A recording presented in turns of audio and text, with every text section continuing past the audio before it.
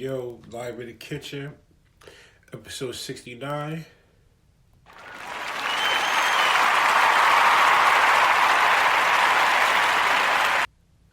I want to give a special shout out to Bakari Williams of Quincy, Florida for donating $30 to the show. I appreciate you, good brother. Keep tuning in, liking, subscribing, streaming. And remember, we are streaming on all platforms: Spotify, Deezer, Apple, Google Podcasts. Make sure you tune in. I appreciate you all. I'm nothing without y'all, as I always say, and I will continue to stress that. Shout out to my sponsors. Shout out to 48 Hour Records. Shout out to Girls and Pistols Production. Shout out to Island Vibes Cuisine, 675 Blue Hills Avenue. Shout out to The Good Chef. Check him out on IG. Check out his menu. He makes delicious stuff. Trust me. Shout outs to the Tobacco Shack in Windsor, Connecticut on Windsor Ave. Go check out the bar and lounge. Go check it out. And now I'm going to get into it. Today I'm talking about a guy out of the Bronx, New York. His name is Karlton Hines. He is affectionately known as Duncan Hines, Mr. New York.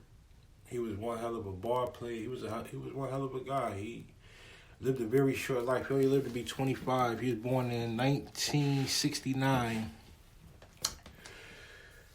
To Faye Hines, his mom, shout out to her.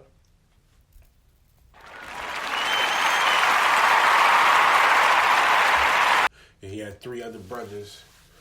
Two of them was older, one was younger. No, the other three was older, but he was the youngest. Carlton was the youngest. So this is how the story going to start. He started, growing up like any other kid in the Bronx. He always had a knack for playing ball and being good at it. And early on in life, I guess people already knew he was going places and he was going to be somebody. That's good for all kids. You got to have some trajectory in life. You got to be able to want to go up and grow. So with that being said, he was just like any other kid in New York. He went to the, did the Gaucho gym, played at all the good high schools. He played at Stevenson High in New York. Played at a couple of good schools.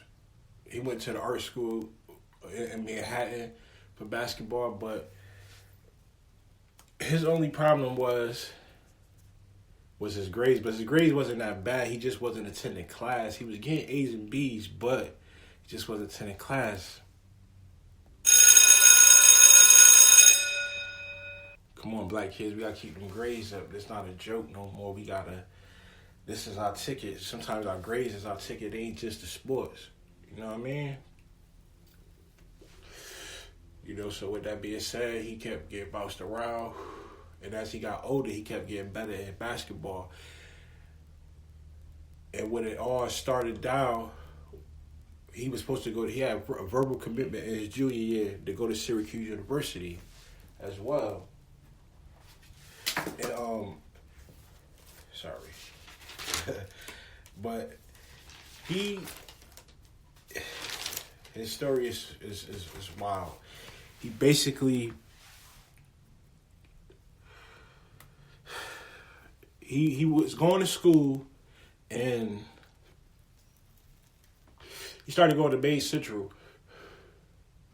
He was going to Bay Central at the time, go to school so he could get into college. He ended up getting into one of the coaches, and the coach told him to leave. He left. He never went back.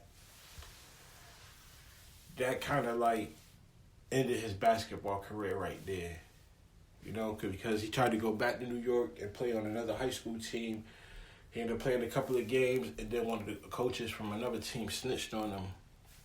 Typical, They don't want him to turn the tide or the narrative of whatever school he played for, and he know that he was a talent like Len Bias, rest in peace. He was a talent like Jordan, Kobe, rest in peace.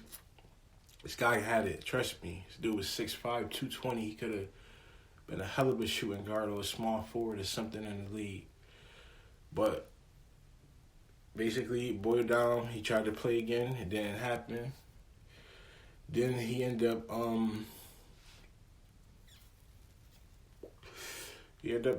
regular shit. Started hustling. And as time went on, he started making a little bit of money. Then he blew up. Then he became who he was as people knew him. He became Duncan Hines. He became Mr. New York. He came Cortland Ave finest out of the Bronx. And if anybody know about Cortland Ave, that's a dangerous part of the South Bronx. And everybody, and at that time, when he started building up his name, his reputation, he was getting a lot of money. He was doing about $100,000, $200,000 a day. Yeah. Sometimes when you leave something, you go to something better, but the situation could be a little worse. And it's worse because you're in the streets and you're not knowing what's going to happen day to day out there. You know what I mean? So it was an everyday struggle for him to walk away from bar to walk into the streets and start hustling. But as time went on, time going on, but his mom started getting suspicious. One day she went in his room, found a box full of money, was trying to keep it from him. He had to give it to whoever he had to give it to. Then not only that, he was getting more money, but he started developing a beef with a rival, Pistol Pete. I spoke with him a couple of episodes ago. Started having a beef with him about drug territory, and they started going at it, and time just kept going on and on,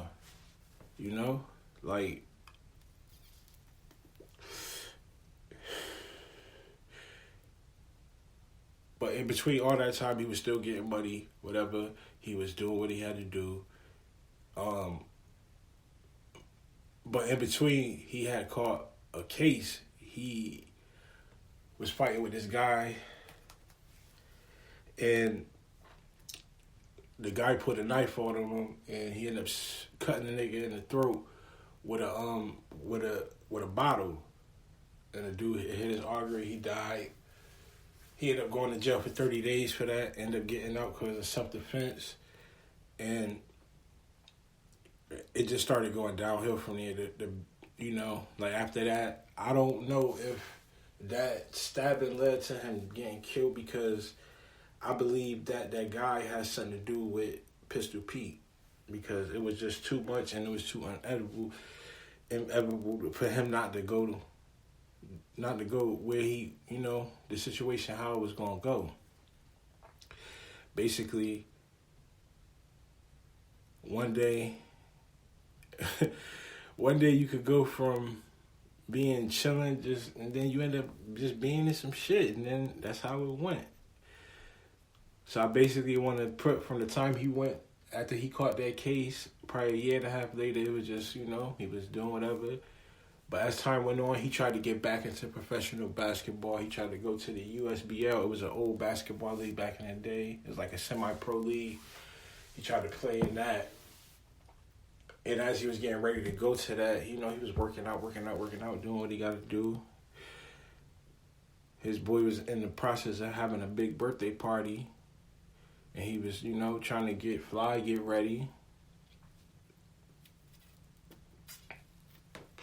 But prior to the dude party, he had to go to the USBL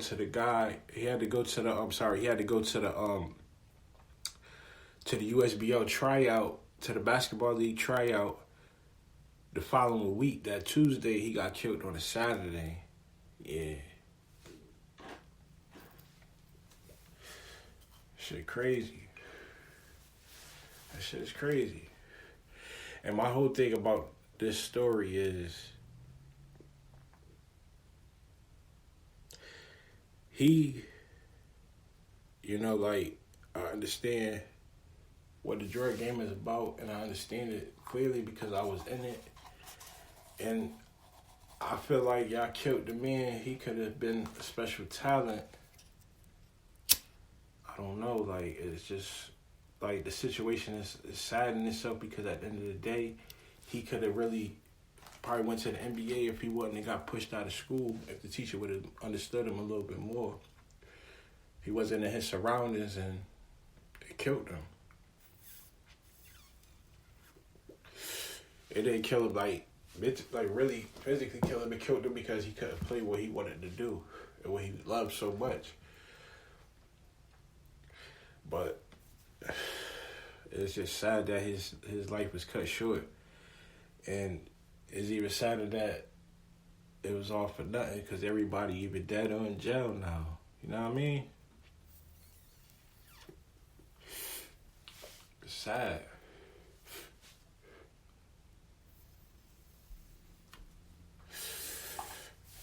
Y'all gotta stop cutting down these big dreams. Y'all gotta stop mowing them down. Stop mowing them down, because every day, man, we losing more black people. We losing them. We losing them fast.